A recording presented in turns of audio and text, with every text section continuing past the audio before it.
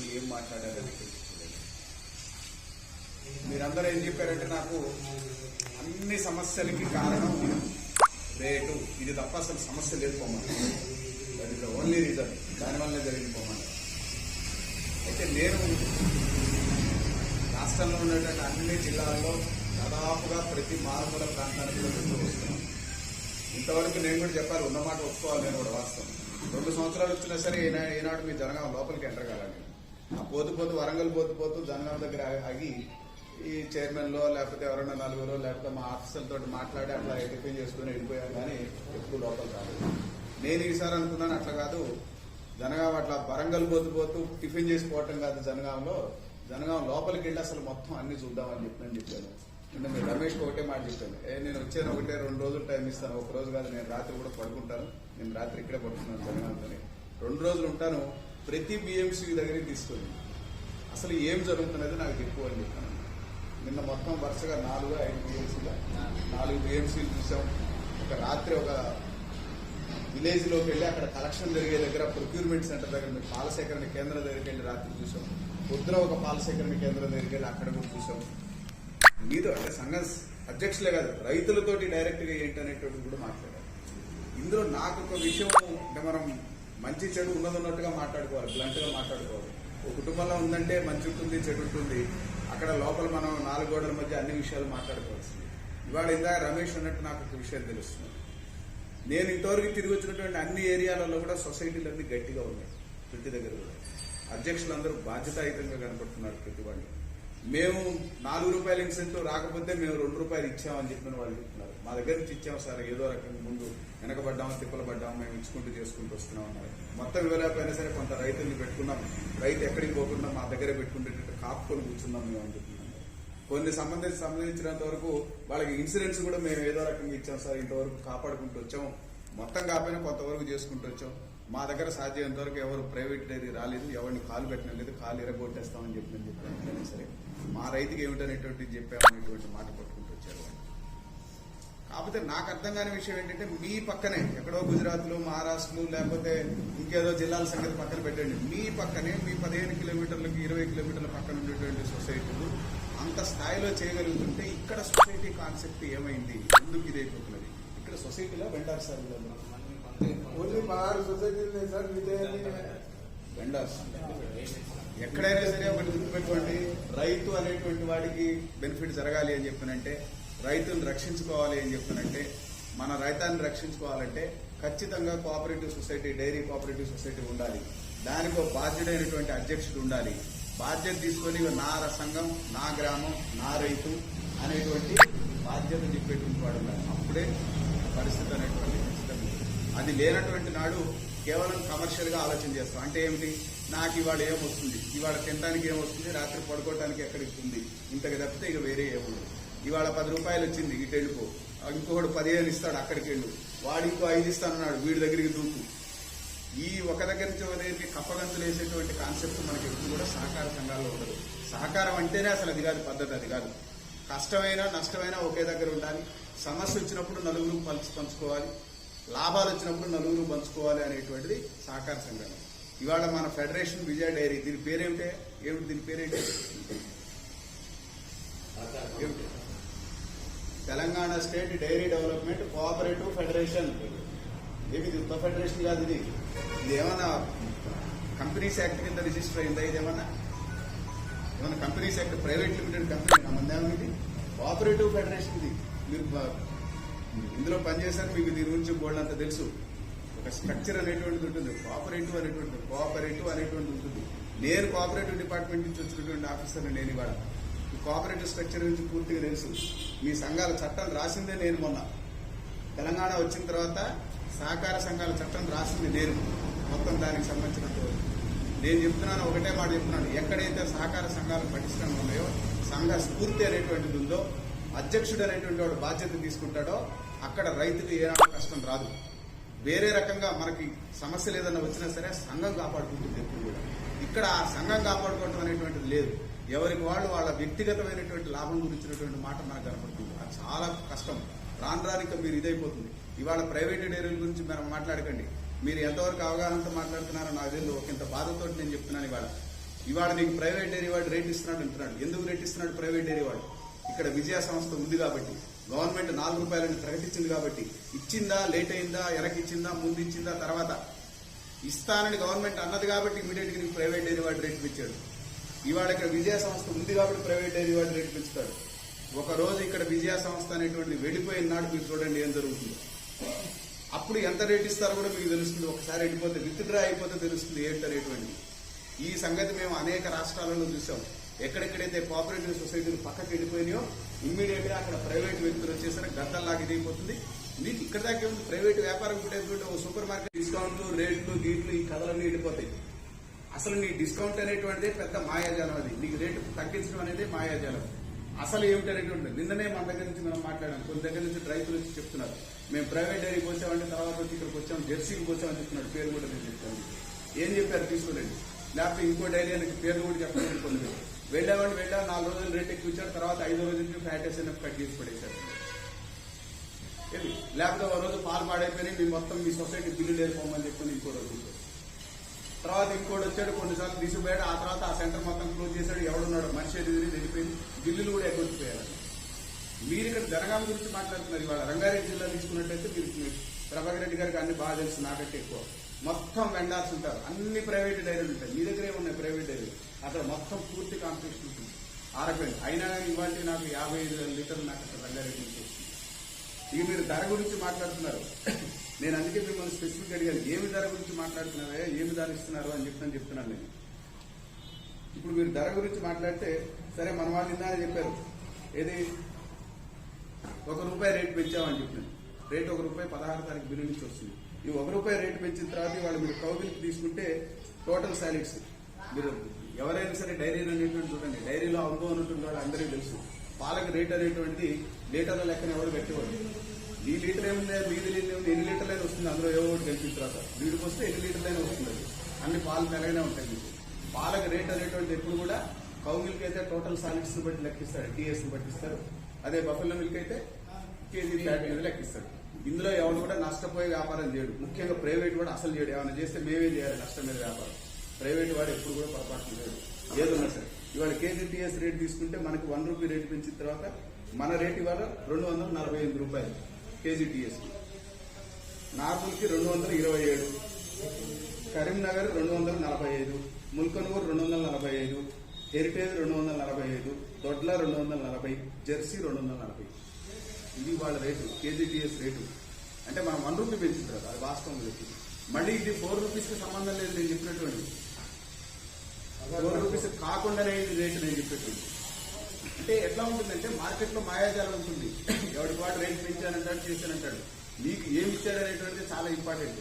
ఎప్పుడైతే సరే లేకపోతే నాకు అది ఎలా చూసాడండి వాడు ఇస్తాడు. ఇవాళ రేట్ డిమాండ్ ఉంది కాబట్టి ఈ 4 రోజులు నీకు ఇస్తాడు. తర్వాత ఏం చేస్తాడు, సినిమా చూపిస్తాడు. తర్వాత ఏంటనేటువంటి ఏమి నేను మీరు ఎట్లా ఉంటుందంటే రైతు మాట్లాడితే నేను బాధపడను, సంఘం అధ్యక్షుడు మాట్లాడితే బాధపడతాను. ఎందుకంటే సంఘం అధ్యక్షుడు నీకు బాధ్యత ఎక్కువ ఉంటుంది రైతు కంటే కూడా. నువ్వు రైతుకి వెళ్ళి చెప్పాల్సిన బాధ్యత నీ మీద ఉంటుంది. రైతుకి తెలియకపోవచ్చు, కరెక్ట్, రైతుకి ఇన్ని విషయాలు తెలియదు ఇదంతా ఉంది. కానీ సంఘం అధ్యక్షుడు ఖచ్చితంగా తెలియాలి ఇవన్నీ కూడా. ఎందుకంటే నువ్వే చెప్పాలి. అక్కడ అందరూ వచ్చి నేను ఎండీగానో లేకపోతే ఈయన డీడీగానో లేకపోతే చైర్మన్ గారో వచ్చి అందరికి రైతుకి చెప్పలేదు కదా. రైతుకి చెప్పాల్సినటువంటి బాధ్యత సంఘం పెరుగుతుంది. ఇవాళ ఇది రేట్లు ఇవాళ పరిస్థితి. ఈ చెప్పినటువంటి దాంట్లో మీరు ₹245 మనం ఇస్తున్నాం ఇవాళ కేజీ టీఎస్. ఇది కాకుండా ఏమన్నాం ₹2 ఏమే మీరు తీసుకున్నారు కదా, ₹2 మళ్ళీ ₹2 తీసుకున్నారు. అది చేస్తే ఇంకా అయిపోతుంది. ఇంకా మీరు ₹4 ఇన్సెంటివ్ పడిందో పడదో తర్వాత సంగతి అది కూడా మాట్లాడుతున్న తర్వాత. పడితే అది ఇంకా అయిపోతుంది, పడకపోతే అది జీరో అనుకోండి. జీరో అయినా సరే నేను పరిస్థితి చెప్తున్నాను. తర్వాత ₹2 గురించి కూడా చెప్తున్నాను. మన ఆర్గనైజేషన్ లో డిసిప్లిన్ అనేటువంటిది ముఖ్యం. మేనేజింగ్ డైరెక్టర్ కైనా డిసిప్లిన్ ఉండాలి, మా చైర్మన్ కైనా డిసిప్లిన్ ఉండాలి, ఆఫీసర్స్ కైనా ఉండాలి, సంఘం అధ్యక్షుడికైనా ఉండాలి, రైతుకైనా ఉండాలి. క్రమశిక్షణ అనేటువంటిది చాలా ముఖ్యం. మీకు ఇవాళ ₹2 అదనంగా ఎందుకు ఇస్తున్నాను, 248 కాకుండా ఎందుకు ఇస్తున్నాను, మీరు ఒక టార్గెట్ పెట్టి చేస్తానంటే ఇస్తాను.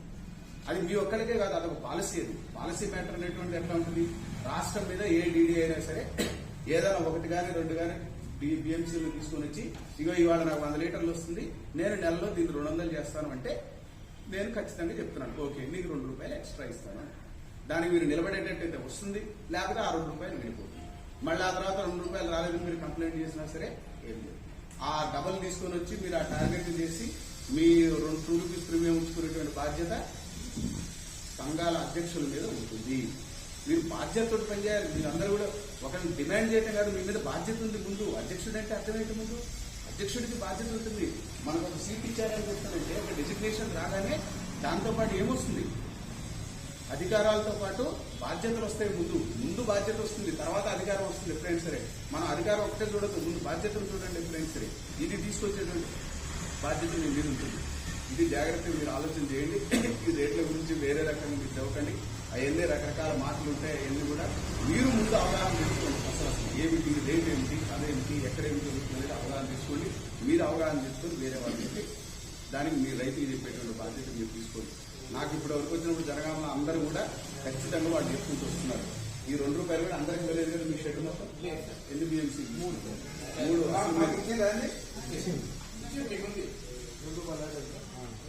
ఇచ్చారని సంతోషపడకండి. నెక్స్ట్ బిల్లుతో ఇస్తున్నారు. ఇప్పుడు ఇస్తున్నారు. అది కూడా అసలు ఆయన 3 ఇస్తారు. 16 తారీఖు నుండి అవుతుంది. నేను చెప్పేది ఏంటంటే మీ రమేష్ మీ డీడీ గారు నన్ను వచ్చాడితే నేను 1కే ఇస్తానన్నాను. ఎందుకంటే ఇదివరకు ఇచ్చి మళ్ళీ వెనక్కి వెళ్ళిపోయింది. అంటే రికార్డు బాగాలేదు మీది, ట్రాక్ రికార్డు సరైనది కాదు. ట్రాక్ రికార్డు సరిగ్గా లేకపోతే ఇప్పుడు బ్యాంకులో ఏముంటుంది, అప్పటిదాన్ని తీసుకుని కట్టలేదనుకో ఏం చేస్తాడు, 2వ సరిపోతే ఇయ్యాడు. సిబిల్ స్కోర్ అంటాడు. విన్నారు ఎప్పుడన్నా మీరు? సిబిల్ స్కోర్ ను బట్టి మీకు మళ్ళీ చేతులు ఎన్ని ఉంటుంది. అట్లనే మీ సొసైటీకి మళ్ళీ ఒక నిమిషం నేను అంతా మాట్లాడు. సొసైటీకి ఎప్పుడైనా సరే మీరు మళ్ళీ మీకు ప్రీమియం ఇవ్వాలా వద్దా అనేటువంటి మీ ట్రాక్ రికార్డు బట్టి ఉంటుంది. మీరు ఎంత బాగా చేశారు. ఇక్కడ ట్రాక్ రికార్డు ఆల్రెడీ బాగాలేదు. నేను ఆల్రెడీ ఇచ్చినటువంటి చేయలేదు. చేయకపోతే ఆయన పాపం వచ్చి రోజు తిరిగాడు నా దగ్గర. వేరే షెడ్లకు ఇచ్చాను కానీ మీ షెడ్ పేరు రాగానే పక్కన పడేసేసారు. ఇది అయ్యే పని కాదు, వీళ్ళు డిసిప్లిన్ లేదు, వీళ్ళ క్రమశిక్షణ లేదని చెప్పి పక్కన పడేస్తారు. వేరే వాళ్ళకి అడగంగానే ఇచ్చాం. వాళ్ళు 2 చోట్ల తీసుకొని ఎవరెవరైతే వచ్చి టార్గెట్ అచీవ్ అయి ముందుకు వచ్చారో వాళ్ళకి ఇంకో 2 ఇచ్చాం. మళ్ళీ వేరే వాటికి కూడా ఇచ్చాం. పాపం మీ డీడీ వచ్చి చాలా ఇబ్బంది పడ్డాడు. సరే అట్లా కాదు, మా దగ్గర కూడా మేము డిసిప్లిన్ గా చేసుకుంటాము అది ఇది అని చెప్పారంటే ఇప్పుడు ఇచ్చిన యాక్చువల్ 3 ఇవ్వాల్సినటువంటి లేదు. 3 కూడా ఇవ్వకూడదు ఎట్టి పరిస్థితుల్లో. ఎక్స్పెరిమెంట్ 1 ఇవ్వాలి లెక్క ప్రకారం. సరే 3 అని చెప్పినారు, 3 ఇచ్చాము. ఆ 3 బట్టి మీరు ఆ 2 రూపాయల దాన్ని మీరు కాపాడుకోవాలి. అంతేగాని అది వచ్చిందని చెప్పి మీరు బాధ్యతారహితంగా ఉంటే కుదరదు. ఎందుకంటే కండిషన్స్ షరతులతో కూడి ఇవ్వటం జరిగింది. ఆ షరతులు మీరు చేయాలి, లేకపోతే ఇమీడియట్ గా వెళ్ళిపోతుంది. మళ్ళీ వెళ్ళిపోయిన తర్వాత ఎందుకు వెళ్ళిపోయిందని మీరు ప్రశ్న చేసినా లాభం లేదు. ఎందుకంటే పాలసీ అంటే పాలసీ అట్లనే ఉంటుంది. విధానం అనేటువంటి ఆ విధానం ప్రకారం జరగాల్సినటువంటి అవసరం ఉంది. సో మీరు కాస్త ఈ విషయం చూడండి. ఇంక మీరు రేటు గురించి ఎప్పుడు కూడా మీరు ముందు అవగాహన తెచ్చుకోండి. ఫస్ట్ ఏమి రేటు ఏం తగ్గుతుంది. ఇదంతా కాదండి, ప్రైవేట్ వాడు నాకు అసలు కేజీపీఎస్ లేదు, ఏం లేదు, వాడు ప్యాక్ చూడట్లేదు, ఎస్ఎన్ఎఫ్ చూడట్లేదు, తెల్ల ఉంటే దాని ఇలా తీసుకెళ్తున్నాడంటే అది మీకు అంటే అట్లా ఎవరన్నా నాకు ఏం లేదండి, నా పాలు ఏం కలిపినా తీసుకుంటున్నాడు, ఏం చేసినా తీసుకుంటున్నాడు, సబ్ స్టాండర్డ్ అయినా తీసుకుంటున్నాడు అంటే బహుశా వాడికి బాగా అవసరం ఉంది కాబట్టి, వాడికి ఏదో ఉంది కాబట్టి ఇస్తున్నాడు. లేకపోతే వాడు అక్కడ తీసుకుని వెళ్ళి విజయ సంస్థను ఏదో రకంగా డౌన్ చేయాలని చెప్పి చూస్తూ ఉండొచ్చు. బహుశా అవన్నీ టాక్టిక్స్ ఉంటాయి. మనం ఆ టాక్టిక్స్ గవర్నమెంట్ సంస్థలు మనం చేయం అవన్నీ, కానీ ప్రైవేట్ వాళ్ళు ఆ టాక్టిక్స్ అన్ని చేస్తుంటారు. వాడు బహుశా ఆ ఉద్దేశంతో నష్టమైనా సరే బహుశా మీకు ఎక్కువ రేటు ఇస్తూ ఉండవచ్చు. అట్లా జరిగినప్పుడు లేని బట్టి చేసేది లేదు. ఇది ప్రభుత్వ సంస్థ, దీనికి ఒక విధానం అనేటువంటిది ఉంటుంది. ఆ విధానం ప్రకారమే వెళ్తుంది. ఎట్టి పరిస్థితుల్లో కూడా మనం అరిచినంత మాత్రానో, మనం గొడవ చేసినంత మాత్రానో, లేకపోతే ఇంకేదైనా చేస్తే విధానాలు అనేటువంటి మారు ఉన్న దానిలో మీరు మనం బెనిఫిట్ ఎట్లా తీసుకెళ్లాలనేటువంటి చూడాలి. అంటే ప్రభుత్వ సంస్థ, ప్రభుత్వంలో ఉన్నటువంటి వాడు ఎప్పుడు ఏం చేయాలి? నేనున్నాను ఇవాళ ఫెడరేషన్కి ఎండి, నేను గవర్నమెంట్ దగ్గరికి వెళ్తాను, సెక్రటరీ దగ్గరికి వెళ్తాను, లేకపోతే మన ఆంధ్రప్రదేశ్ మినిస్టర్ దగ్గరికి వెళ్తాను. నేనేం ఆలోచన చేయాలి? అక్కడ వెళ్ళి గవర్నమెంట్తో కొట్లాట కాదు నేను చేయాల్సింది. నా ఫెడరేషన్కి నేనేమన్నా చేయగలుగుతాను, ఏమన్నా ఏదో బద్దలాడుకోనో చేసుకోనో వాళ్ళ విషయాలని చెప్పి మనం ఏమన్నా చేయగలుగుతామని అది మాత్రమే ఆలోచన చేస్తాను. అది పద్ధతి ఎక్కడైనా సరే.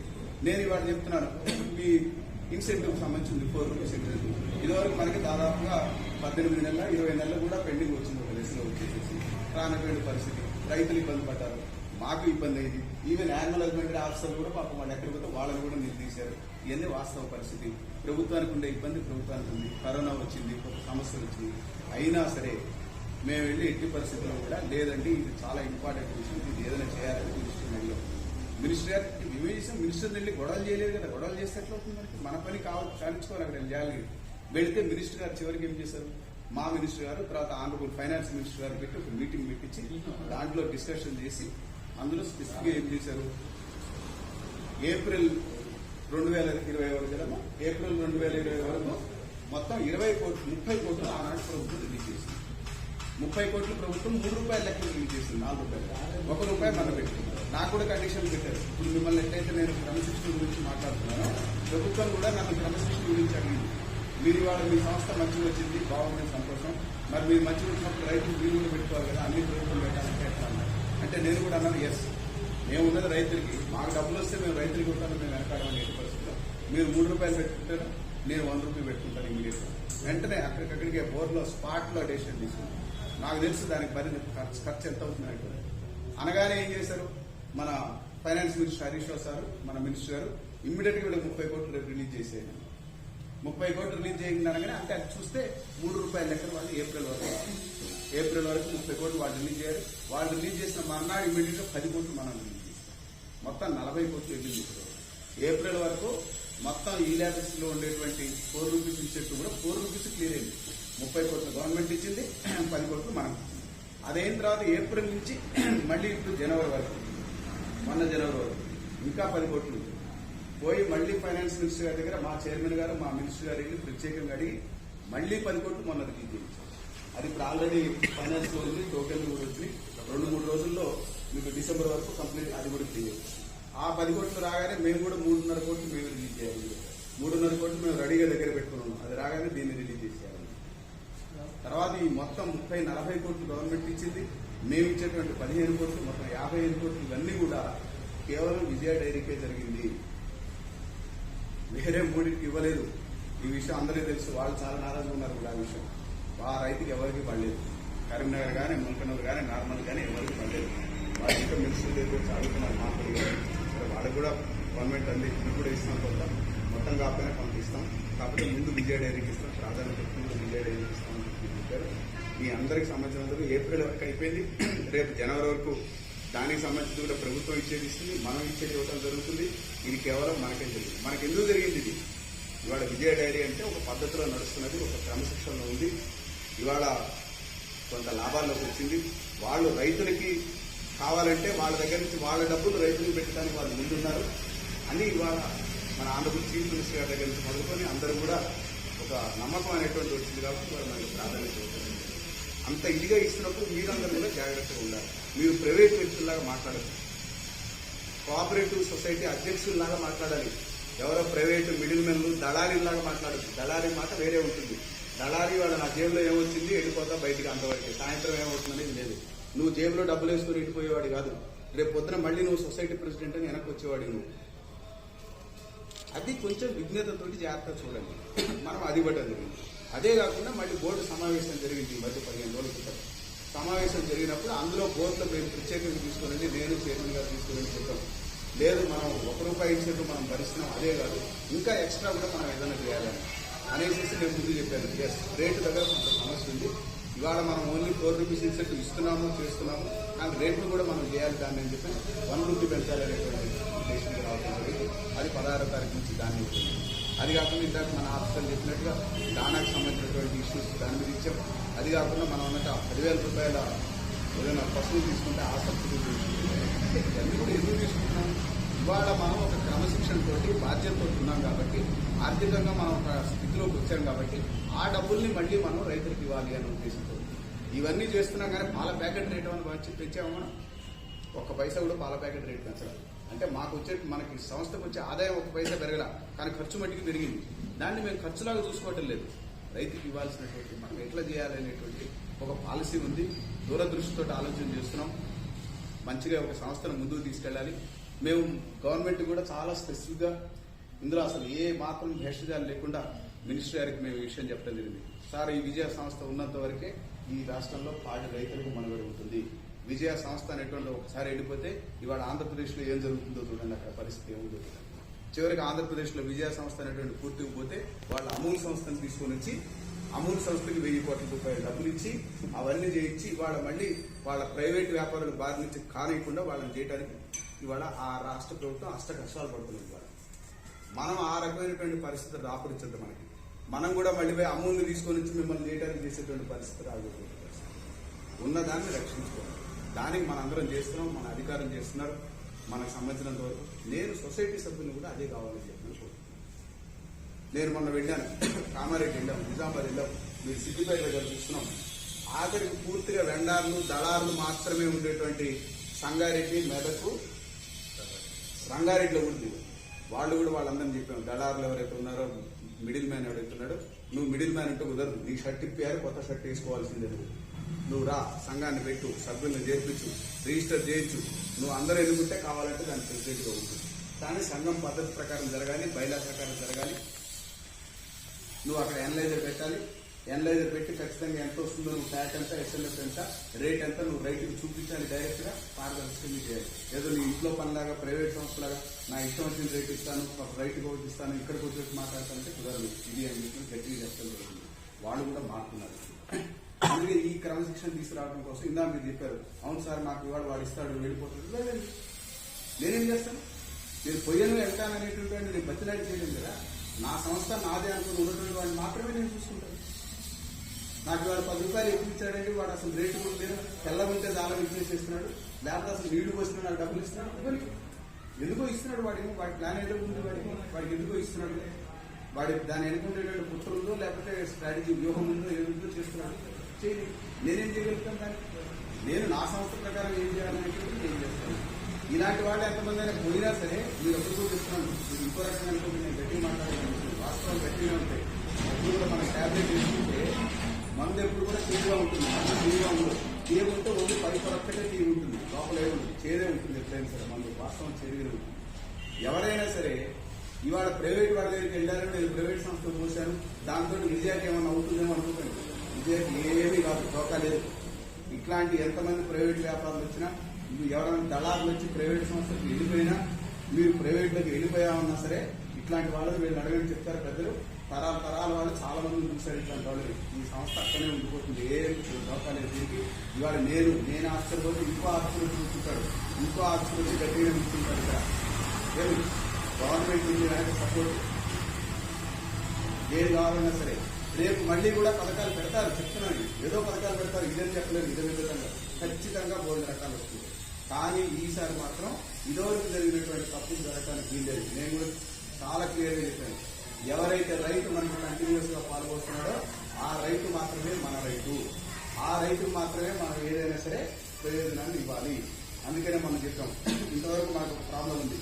ఇలా ఇంకా మీరు కూడా చెప్పారు ప్రభాకర్ గారు, ఎప్పుడో 3 ఏళ్ల క్రితం పోసినట్టున్నాడు, వాడు ఎండిపోయాడు, వాడికి ఇన్సెంటివ్ జరిగింది. పోసేటువంటి రైతులు పడట్లేదు, చాలా అన్యాయం. దాన్ని కూడా గవర్నమెంట్ దృష్టికి తీసుకెళ్ళి ఇమీడియట్ గా ఈ ల్యాబ్లో ఓపెన్ చేయించడం జరిగింది. ఎప్పుడైనా ఈ రోజు వరకు రేపటి ఈ రోజు వస్తుంది. మరి వీళ్ళు కొత్త రైతులందరూ తెచ్చారా లేదా? ఎవరు చేస్తున్నారు? ఎవరు చేస్తున్నారు? కొత్త న్యూ ఎంట్రీస్ ఎవరు చేశారు? ఆ విషయాలు బట్టి నేను స్థానికంగా ఏదైనా పొరపాటు జరిగిందనుకోండి, హైదరాబాద్ లో మేము బాధ్యత వహించాం. ఎప్పుడైనా సరే మీ ఐఎఫ్ఎస్సి కోడ్ తప్పుపడింది, లేకపోతే వాడి ఆధార్ నంబర్ తప్పుపడింది, పేరు తప్పుపడింది, లేకపోతే ఆ రోజు పేరు ఎక్కించలేదు, లేకపోతే ఏదో చేశారంటే ఏంటి, ఇక్కడ 1,00,000 మందికి సంబంధించి మీరు బాధ్యత వహించడం. మీ బిఎంసీ లెవెల్లో, మీ సంఘం లెవెల్లో మీరు ఏమి ఇచ్చారు, ముందు సంఘం ప్రెసిడెంట్ బాధ్యత వహించారు. ఎప్పుడైనా సరే మీ దగ్గర ఉండేటువంటి సంఘంలో కొత్త రైతులు ఎంతమంది ఉన్నారు, ఇచ్చే బాధ్యత నీది. ఇవ్వలేదనుకోండి, నీది తప్పు. ఏమో అందరి దగ్గర చెప్పారా, వీళ్ళకి ఇవ్వమని చెప్పి అందరికి చెప్పారు కదా. ఏదైనా ఉంటే ఇమీడియట్ ఈ రోజు ఇవ్వండి, సాయంత్రం కల్లా. ఇవాళ రాత్రి 12 దాకా ఓపెన్ ఉంటుంది. కొత్త రైతులు వచ్చినటువంటి వాళ్ళు, మనకు పాలు పోస్తున్న వాళ్ళు, ఇదివరకు ఈ లాభం లేని వాళ్ళు, వాళ్ళందరి డేటా తీసుకొని ఈ రాత్రి 12 వరకు సిస్టమ్ ఓపెన్ ఉంటుంది, ఎంటర్ చేయించండి. వాళ్ళు వస్తారు. వచ్చిన తర్వాత విత్ ఇన్ 3-4 days లో ఇంకొక నిర్ణయం కూడా ఇంట్లో మీరు అన్నట్టు ఆ నిర్ణయం కూడా తీసుకున్నాం. చాలా ఇంపార్టెంట్ నిర్ణయం. ఎవరెవరైతే గత 1 సంవత్సరం నుంచి అసలు పాలు పోయట్లేదో, అస్సలు పాలు పోయకుండా ప్రైవేట్ వాళ్ళకి ఎవరెవరు వెళ్ళిపోయారో వాళ్ళందరూ లిస్టు మీరే ఇవ్వండి. సొసైటీ వీళ్ళందరూ లిస్టు తీసుకోండి. ప్రతి సొసైటీ నుంచి ఎవరెవరు మనకి పాలు పోయకుండా ప్రైవేట్ వాళ్ళకి బయటకు వెళ్ళిపోసాడు ఆ లిస్ట్ తీసుకోండి. వాళ్ళందరి పేర్లు ఇమీడియట్ గా 2 రోజుల్లో తొలగించేది. వాళ్ళెవరు కూడా నెక్స్ట్ మీకు ఒర్రుకు ఇన్సెంటివ్ దగ్గరికి రారు, గవర్నమెంట్ స్కీములకు రారు, మనం ఇచ్చినటువంటి స్కీములకు రారు, దేనికి రారు. దానికి రాకపోవడం కాదు, మళ్ళీ ఎప్పుడైనా నేను ప్రెసిడెంట్ పోటీ చేస్తానని ఈ కథలు కూడా కుదరవు. ఇక్కడ ఈ ల్యాబ్లో పేరు తీసేయటం కాదు, వాళ్ళందరూ కూడా సంఘాల నుంచి సభ్యులుగా తీసుకునేది. మరి చట్టానికి సంబంధించి మీరు అందరూ కోఆపరేటివ్ సొసైటీగా తీసుకోండి. ఈ బైలా చదివారా లేదా ముందు వాళ్ళని అడగండి. ముందు సంఘాలకు సంబంధించిన వాడు బైలాలో ఏమవుతుందో మీరు చదువుకోండి. అసలు ఫస్ట్ మీరు రైతు అనేటువంటి వాడు ఎవడు, సభ్యుడు అనేటువంటి వాడు, పాలు పోసిన వాడు సభ్యుడు. పశువు ఉన్నటువంటి వాడు సభ్యుడు. నువ్వు పశువు లేకుండా పాలు పోయకుండా నేను సభ్యుడిని అని చెప్పిన ప్రైవేట్ వాడికి పోసేటువంటి వాడు సభ్యుడు కాదు ఇక్కడ. ఏమి వాళ్ళందరినీ సభ్యత్వం నుంచి తీసిపడేసేసాయి, వాళ్ళందరికీ ఈ ల్యాబ్ నుంచి తీసిపడేసాయి. నిజమైనటువంటి రైతు ఎవడున్నాడు, నిజంగా పాలు పోసేవాడు ఎవడున్నాడో వాడు మాత్రమే లాయర్ ఫార్మర్ మాత్రమే ఉంటాడు. వాళ్ళని ఖచ్చితంగా ఆదుకుంటారు. ఇప్పుడు ఇక ప్రైవేట్ వెండారు, దళారులు, మధ్యస్థులు, వాడనికి ఉండేటువంటి చెంచాగాడు 17 మంది ఎవరిని టాలరేట్ చేయరు. క్రమశిక్షణ మీకు క్రమశిక్షణ ఉండాలి, నాకు క్రమశిక్షణ ఉండాలి, మా అధికారులకి క్రమశిక్షణ ఉండాలి. అందరికీ మనందరం కొన్ని రూల్స్ అంటే ఆ రూల్స్ ప్రకారం మనం చేయాల్సింది. ఇది మనం ఖచ్చితంగా మేము ఇంప్లిమెంట్ చేయబోతున్నాం. మళ్ళీ ఇది కూడా చెప్తున్నాను, ఇది చేసిన తర్వాత ఇది అట్లా చేశారు, ఇట్లా చేశారు, అన్యాయం జరిగింది అంటే కుదరదు. ఏదున్నా ఇప్పుడే మీరు జాగ్రత్త తీసుకోండి. తర్వాత ఇంకోటి కూడా చెప్తున్నాను, ఏది కూడా ఇక్కడ ఫ్రీ సత్రంలా కాదు, ఏది కూడా జాగ్రత్త. 10,000 రూపాయలు సబ్సిడీ ఇస్తామన్నాం యాన్యువల్కి. ఎట్లా ఇస్తామన్నా 10,000 రూపాయలు? నువ్వు ఖచ్చితంగా యాన్యువల్ పశువులు కొనాలి. కొనకుండా నీ పక్కవాడి యాన్యువల్ చూపించి నాకు 10,000 ఇవ్వండి అంటే కుదరదు. కొత్త పశువులు కొనాలి, మీకున్న పశువులు కాదు, కొత్త పశువులు కొనాలి. అది కూడా ఎట్లా, ఏదైనా ఒక బ్యాంకు నుంచో దేని నుంచో లోన్ తీసుకొని నువ్వు పశువులు కొంటే అప్పుడు నీకు 10,000 ఇస్తాం. ఎప్పుడు ఇస్తాము? ఇమీడియట్గా ఇవ్వం. నీ మొత్తం లోన్ చివరిలో తీరేటప్పుడు చివరి 10,000 లోన్ ఉంటుంది కదా నీకు కిస్తీ కట్టేటువంటి, చివరి 10,000 ఫెడరేషన్ నుంచి బ్యాంకు రిలీజ్ చేస్తాం. ఈ చేతికి ఒక పైసా కూడా 80%. ఖచ్చితంగా అంతే కదా. మరి అంటే నేను ఎందుకు పెడుతున్నాను? చివరి 10,000 బ్యాంకు రిలీజ్ చేస్తాను. బ్యాంకు పెట్టడం ఉద్దేశం నువ్వు పశువు కొనాలని. చివరి 10,000 నువ్వు బ్యాంకుకి నేను కట్టాలని ఎందుకు కట్టినాను? ఈ లోపల నువ్వు నాకు రోజు పాలు పోసావో లేదో నేను చెక్ చేస్తాను. నువ్వు ఇక్కడ ఉంది, నాకు ఇప్పుడు ఎవరో వచ్చి ఎవడో ఉన్నాడండి ఎల్ఆర్ వేసేసేసి పాలైనా నీళ్ళైనా నాకు డబ్బులు ఇస్తున్నాడని నువ్వు పోయి కొన్నా ఉంటుంది. వాడికి నేను ఎందుకు ఇస్తాను 10,000 సబ్సిడీ? దీనికి ధర్మసత్వం కంటే ఇది ఏమన్నా ఇది కమర్షియల్ ఆర్గనైజేషన్. ఇవాళ ఆయన జీతం కావాలంటే ఎక్కడి నుంచి వస్తుంది జీతం? గవర్నమెంట్ ఏమైనా జీతం వస్తుంది ఆయనకి? ఇవాళ ₹1 కూడా జీతం ఉంది. మనం చేయాలి, తీసుకోవాలి, రైతుకి గిట్టుబాటు ధర ఇవ్వాలి, మళ్ళీ కొంత లాభం తీసుకోవాలి, ఆ లాభం నుంచి మనకి జీతాలు ఇవ్వాలి, మళ్ళీ ఏదైనా ఉంటే ఆ లాభాన్ని మీకు పెట్టుబడి పెట్టాలి. ఇది ఒక పద్ధతిలో జరగాల్సినటువంటి ఆర్గనైజేషన్. ఒక పద్ధతి బాధ్యతగా క్రమశిక్షణతో జరగకపోతే ఈ ఆర్గనైజేషన్ ఇక్కడైనా కుట్టుకుండిపోతుంది. ఇదివరకు ఈ క్రమశిక్షణ అనేటువంటిది లేకపోవడం బట్టి నేను ఎండీగా వచ్చి ఛార్జ్ తీసుకుని వచ్చి 27 కోట్ల రూపాయలు బ్యాంకులకి డబ్బులు చెల్లించాల్సినటువంటి అప్పులున్నాయి. సంస్థకి 27 కోట్ల రూపాయలు ఆస్తులున్నాయి అన్నాడు. ఇందాక మీకు రమేష్ చెప్పినట్టు మీకు 15వ తారీఖు బిల్లు బిల్లు వచ్చిందంటే డబ్బులు లేవు ఇవ్వడానికి. మళ్ళీ 15 రోజుల దాకా చూసుకొని ఆ రోజు ఈ రోజు కలిపి చూసుకొని ఏది వస్తే అది ఈ రోజు 10 లక్షలు వచ్చినాయి జనగామకి ఇవ్వండి, ఇవాళ 20 లక్షలు వచ్చినాయి సిద్దిపేటకి ఇవ్వండి. అది పరిస్థితి నేను వచ్చినప్పుడు పరిస్థితి. అంత పరిస్థితి నుంచి ఇవాళ ఎందుకు తీసుకోవట్లేదు? 15వ తారీఖు వచ్చినాక మీ పాల బిల్లు కంటే ముందు మేము అకౌంట్లో డబ్బులు రెడీ చేసి పెడతాం. ఎన్ని వస్తాయి? 15 కోట్లు అవుతుంది. ఎంతమ్మా 15 కోట్లు అప్రాక్సిమేట్లీ. సో ఆల్మోస్ట్ 14-15 కోట్లు ఉంటుంది. 15వ తారీఖు ఇమీడియట్ గా మా ఫైనాన్స్ మేనేజర్ ఏం చేస్తున్నాడు? 15 కోట్ల అకౌంట్ రెడీగా పెట్టుకున్నాడు. కరెంట్ అకౌంట్ లో ఫిక్స్డ్ డిపాజిట్ కాదు, రెడీగా 15 కోట్లు పెట్టిస్తున్నాడు. ఇది రాగానే ఇదంతా ఎందుకు జరగడానికి ఒక పద్ధతిగా ఉండబట్టి, క్రమశిక్షణ బట్టి, బాధ్యత చేయబట్టి జరుగుతుంది. మీరందరూ కూడా అదే బాధ్యత, అదే క్రమశిక్షణతో మీరు చేయాలి. ఎట్టి పరిస్థితుల్లో చేయలేదనుకోండి, ఈ సంస్థలో మీకు భాగస్వామ్యం ఉండదు. మీరు చెప్పినటువంటి లెక్క ప్రకారం అంటే కుదరదు. ఇంటి చెడు మాట్లాడుకోవాలి. అంతేగాని నేను చెప్పింది నేను పెట్టడం పూజలు 3 కాళ్ళు అంటే కుదరదు. ఇక్కడ అందరు మొత్తం రాష్ట్రంలో ఏం జరుగుతుందో అదే పద్ధతిలో జరగాలి. ఇవాళ నాకు చూస్తున్నాను నేను ఎప్పుడు మనకి ఈ మార్చి ఏప్రిల్ మే వచ్చిందంటే, ఈ రకమైనటువంటి సీజన్ వచ్చిందంటే సమస్య రాగానే రంగారెడ్డి జిల్లాలో పాలు